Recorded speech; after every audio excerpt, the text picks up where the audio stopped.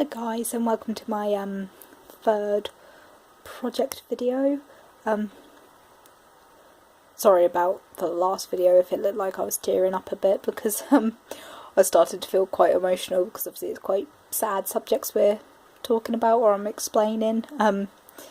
That's the funny thing about me, like when I read books I do obviously feel, it's the same with watching films, I do feel like an emotional attachment to them, and I do feel emotion, but personally I'm not really the one to cry at books or films, although I will admit at when I watched Still Alice, because that was about Alzheimer's, that's a very personal issue for me. So when she delivered, I can't remember the name of the actress, but when she delivered her speech, I burst out crying. I couldn't help it in the cinema. I was just like tears streaming down my face, because it just resonated so much within me. And yeah, but so if I look a bit emotional, you know why.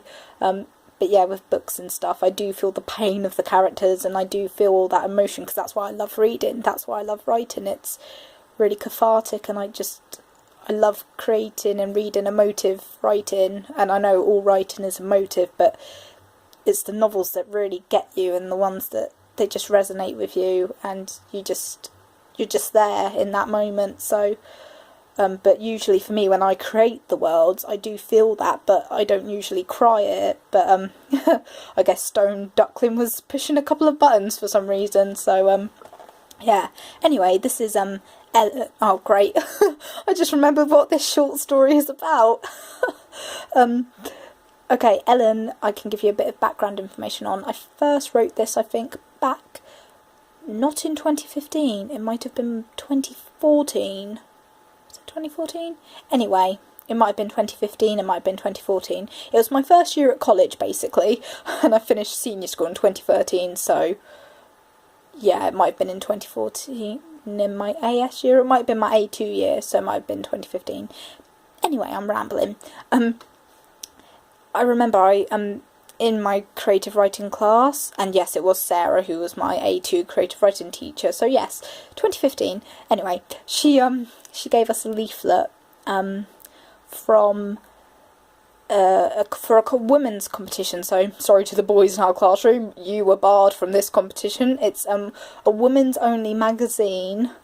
I know it sounds very sexist, but it was a women's only magazine supporting women writers, because apparently and don't no hate comments, because obviously this isn't me, this is just what they are saying. Statistics, according to statistics, male publishers have a higher rate of success compared to female authors, and that's not me, that's statistics that say it. Yeah, so Dyslexia, and it was for a short story competition, and I created Ellen. I remember, because I was on top of my like health and social care coursework in a different class. I was like, oh, I'm well ahead of this. What could I do? Stuff planning for that. I'm gonna write. So I ended up writing or beginning a large chunk of it in my health and social care lesson, which made me really happy.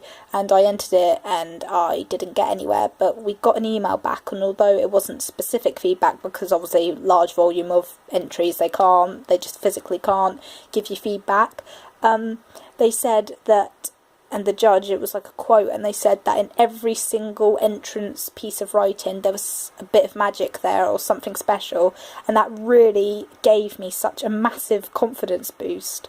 And it was really nice to hear that, and it made me really positive. So I thought, because to begin with I felt really quite crushed, because that was when I started entering more writing competitions, like for money and everything, and I felt a bit crushed, like you do, because you start doubting your ability.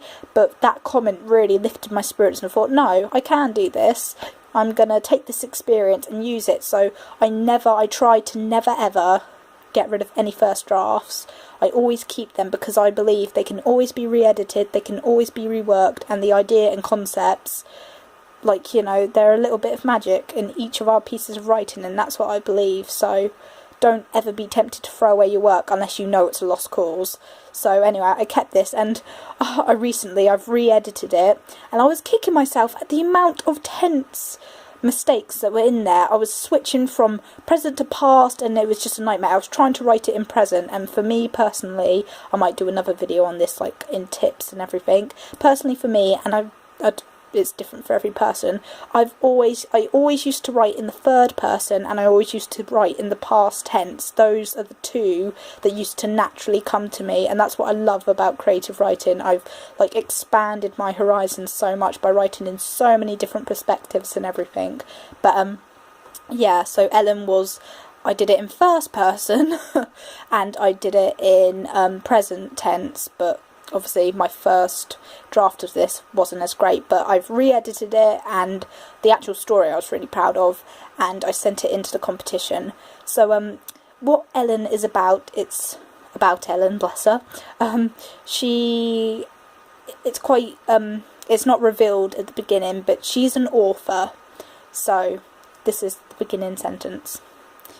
I have been staring at my blank page for hours now. I rub a hand down my face and sigh. I don't know what's wrong with me. There was a time when the words would pour like magic from my fingertips. A chorus of characters would sing inside my brain and a story would form. The stories would be unpredictable, spirited as a mare or perhaps a snowstorm. All my previous thoughts vanished. That goes on to a single sentence, that bit. But so that's like just kind of the opening bit, and then she has a childhood memory stir within her because it's snowing outside. And then this is another bit. The flurry is all around me now. She's gone outside, by the way.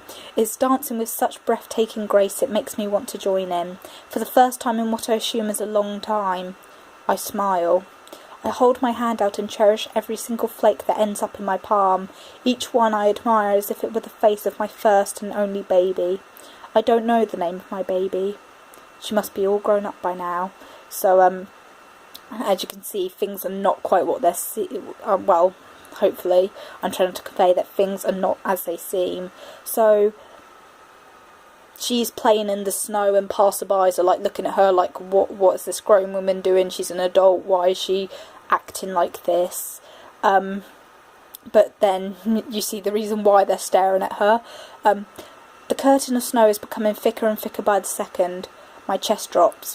Where am I? How did I get here? Why am I wearing slippers and not my black ballet pumps? My eyes flicker from one place to the other. They are searching for the faintest reminder of where I am, just something to trigger my memory.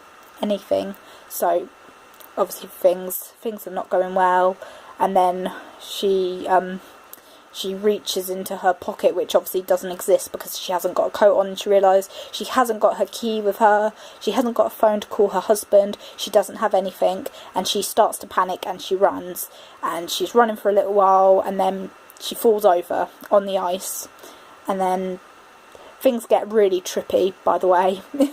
So she talks about, like, she relates it to the sea, like the feeling of being on the sea and the waves, and, well, I'm a castaway, stranded at sea, a never-ending motion of rocking. Every now and again, I encounter a rough patch as the waves shove me upwards, but I remain motionless. Then everything stops. By some sort of intervention beyond my control, sound returns. I detect clattering. Once more I bump along a turbulent sea. I still won't open my eyes. I'm too afraid to see where I've ended up. Will I ever be found? And you can't obviously see it, but every now and again I've got her thought processes, so I've put them in italics, so that will I ever be found is in italics. And then I'll read this bit because I really like this bit. This is her author side coming out. Recently, nothing ever seems to be ending well for me. A pile of unfinished manuscripts mock me back at home. I rarely see my daughter or husband. I'm often out. What can I say? The life of a writer is full of lost hours, days, months, even years. That is the price we pay in order to immerse ourselves in the worlds we create. Sometimes it can be a very lonely life. It's almost as if our sense of reality is altered. I begin to doubt whether my speech is even my own, let alone my thoughts and feelings. Sharing stories is the one thing I've always been able to do. Don't take it away from me. And that little last bit, don't take it away from me, is in italics. And just because I'm being mindful of time, I'll skip that bit. And she bless her, she was like, this is out of context. Why do I keep saying context? So bear with me. Imagine that no more confusion, no more bitterness, no more responsibility. I would just be Ellen, a character of a harmless story. So she's, you know, wishing she was different. And then basically, I'm gonna, sorry, skip this bit, guys. There's dialogue between her husband, and, well, I will read you this bit from her husband, John. I got home from work, the door was open, I didn't know where you were. Fancy going out in this weather with no coat, Ellen? I think we need to attach a bell to you or something. And it goes on like this, but she keeps asking, like, where she is. She just keeps repeating it. Oh, and I just want to find that quote, because I was really proud of that quote, if I can just find it.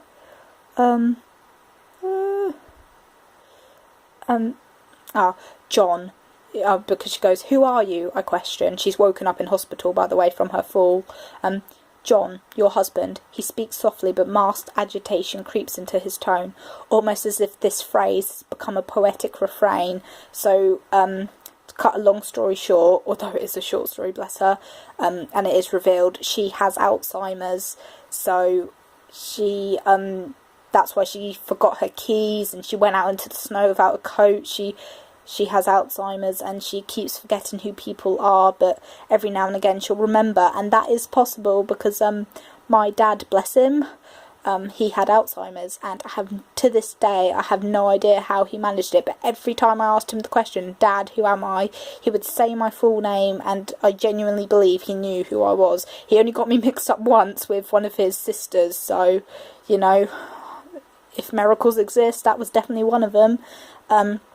And then, yeah, bless her, and at the end, well, John and Abigail, that's her daughter, and it's really sad because although she has moments where she recognises John, she doesn't recognise her daughter at all, and she suddenly gets inspiration for this book because these two strangers are talking about Alzheimer's, and she thinks, I could write a book about Alzheimer's, and John says, you know, do you want this, would you like us to all write this book together?